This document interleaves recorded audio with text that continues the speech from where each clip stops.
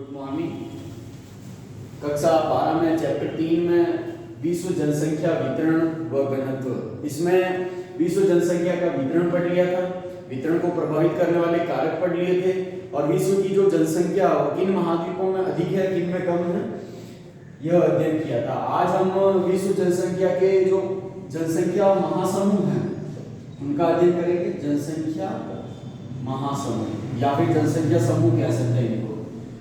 ये जो जनसंख्या समूह है संपूर्ण विश्व की जनसंख्या को प्रदर्शित करते हैं। संपूर्ण विश्व की जनसंख्या को 4 महाजन समूहों में बांटा गया है। 4 कौन कौन से हो गए? एक तो हो गया एशियाई, जो महाद्वीप है उन महाद्वीपों के नाम के आधार पर इनका वितरण प्रदर्शित किया गया है। पहला है एशियाई जन समूह। फिर दूसरे नंबर पर आता है यूरोप जनसमूह। तीसरा है अमेरिकी जनसमूह।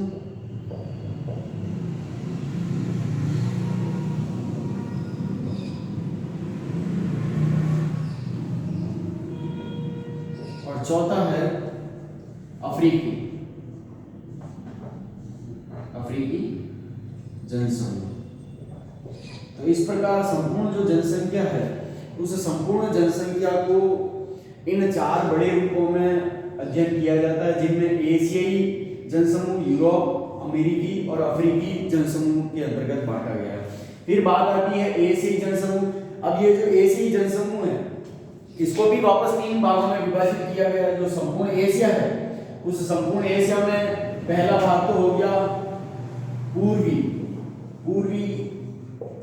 एशियाई जनसमूह। फिर दूसरा हो गया दक्षिणी पूर्वी एशियाई जनसमूह और तीसरा हो गया दक्षिणी एशियाई जनसमूह। तो इस प्रकार 3 रूपों में इसका अध्ययन किया जाता है। अब जो संपूर्ण विश्व है उस संपूर्ण विश्व में सर्वाधिक जनसंख्या आपने पढ़ लिया है एशिया महाद्वीप में। तो एशिया महाद्वीप में जो जनसंख्या निवास करती है उसको अब 3 भागों में बांटा गया है। 3 भाग कौन कौन से हैं उनका भी नाम मैंने आपको बता दिया है। पूर्वी एशियाई जनसमूह, फिर है दक्षिणी पूर्वी एशियाई जनसमूह और उसके बाद में अफ्रीका जो महाद्वीप है उस अफ्रीका महाद्वीप में जो निवास करने वाले लोग हैं उनके जनसमूह को एक अलग भाग में रखा गया है। तो इस प्रकार ये 3 भाग किए गए हैं संपूर्ण विश्व की जो जनसंख्या है उसको वितरित करने के लिए।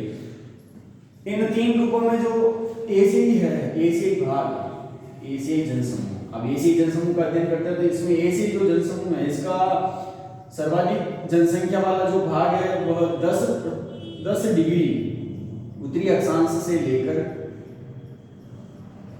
10 डिग्री उत्तरी अक्षांश। अब ये 10 डिग्री कहां मिलेगा आपको? ये हो गया इक्वेटर। ये इक्वेटर है। अब इस इक्वेटर के नॉर्थ में आप जाएंगे तो 10 डिग्री जो उत्तरी अक्षांश है उस उत्तरी अक्षांश से लेकर 40 डिग्री उत्तरी अक्षांश, इनके मध्य एशियाई जो जनसमूह है उसकी सर्वाधिक जनसंख्या का अध्ययन देखने के लिए मिलेगा। यहाँ पर सर्वाधिक मात्रा में जनसंख्या निवास करती है एशियाई जनसमूह की। ये ले लीजिए और ये 10 डिग्री और ये 40 डिग्री। यहाँ ये चीन आ गया। यहाँ सर्वाधिक जो जनसंख्या वाले देश हैं, चीन आ गया, भारत आ गया, पाकिस्तान आ गया, बांग्लादेश आ गया, इंडोनेशिया आ गया।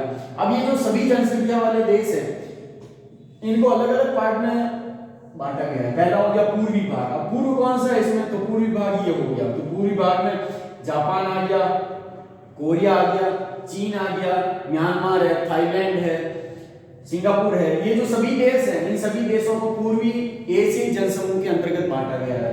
फिर बाद में आता है दक्षिणी पूर्वी। अब दक्षिण वाला और पूर्व वाला, इसमें इंडोनेशिया, फिलीपींस, ताइवान, ये जो एशियाई देश हैं इन सभी देशों को इनके अंतर्गत रखा गया है। और दक्षिणी एशियाई देश, दक्षिण में जो म्यांमार है, श्रीलंका है, भारत है और यहाँ पर मालदीव है, ये जो सभी देश हैं इन सभी देशों को, ये 3 पार्ट किए गए इनके बड़े बड़े रूप में। पूर्वी, पहला भाग हो गया पूर्वी, फिर दूसरा हो गया दक्षिण पूर्वी और तीसरा हो गया दक्षिणी।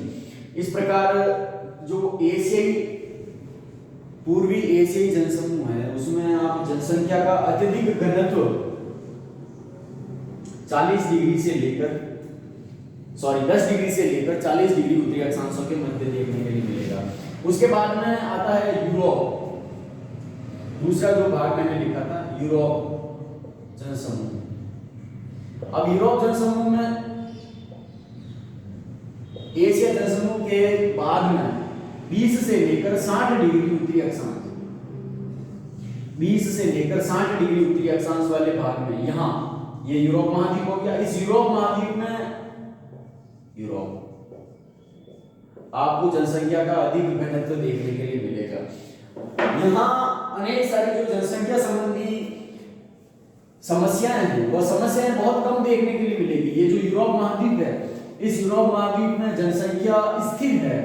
यहाँ अत्यधिक जन्म दर होते हुए भी जनसंख्या का घनत्व अधिक नहीं है। अब ये कैसे है? क्योंकि उन्होंने जो जनसंख्या वृद्धि है उस वृद्धि पर नियंत्रण प्राप्त कर लिया और विकसित हो गए हैं। तो उनको पता है अगर अत्यधिक मात्रा में जनसंख्या रहेगी, जनसंख्या अधिक रहेगी तो लोगों को खाने पीने की असुविधा रहेगी, सभी के पास संसाधन नहीं पहुंच पाएंगे। इस समस्या का वहां आपको बहुत कम अवलोकन करने के लिए मिलेगा। यूरोप महाद्वीप, यहाँ पर जनसंख्या स्थिर है, जनसंख्या स्थिर है। अब स्थिर से मतलब मैंने बता दिया आपको, घनत्व भी अधिक है लेकिन जन्म दर कम है, इसलिए यहाँ पर जो जनसंख्या का वितरण है वह स्थिर है। उसके बाद में आता है, और इसमें एक चीज और, यूरोप जो महाजनसमूह है इसमें अधिकतर जो जनसंख्या है वह 40 डिग्री से लेकर 60 डिग्री उत्तरी अक्षांशों के मध्य, उत्तरी अक्षांश के मध्य देखने के लिए मिलेगी। इनमें सभी देश हैं, यूरोप के सभी देश, लगभग सभी देश। विकसित महाद्वीप, विकसित महाद्वीपों में एक तो ये हो गया और इसके बाद में आता है दूसरा अमेरिका, जो तीसरे नंबर पर है, अमेरिकी जनसमूह। अमेरिकी जनसमूह में जो जनसंख्या है वह अधिकतर 100 डिग्री पश्चिमी अक्षांश के पूर्व में निवास करती है। जो पश्चिमी भाग है उस पश्चिमी भाग के पूर्व में निवास करती है अत्यधिक जो जनसंख्या है अमेरिका जनसमूह की। और 40 से लेकर 60 डिग्री अक्षांशों के मध्य, जिस प्रकार यूरोप में देखा था आपने, उसी प्रकार अमेरिका जनसमूह में भी जनसंख्या का वितरण है वह 60 से लेकर 40 डिग्री अक्षांशों के मध्य है। और इसकी 80% जो जनसंख्या है वह 100 डिग्री पूर्वी देशांतर, 100 डिग्री पश्चिमी देशांतर के पूर्व में निवास करती है। यह भी विकसित देश है क्योंकि यहाँ जो लोग हैं वह यूरोप से प्रवासित होकर आकर बसे हैं, यूरोप से प्रवासित।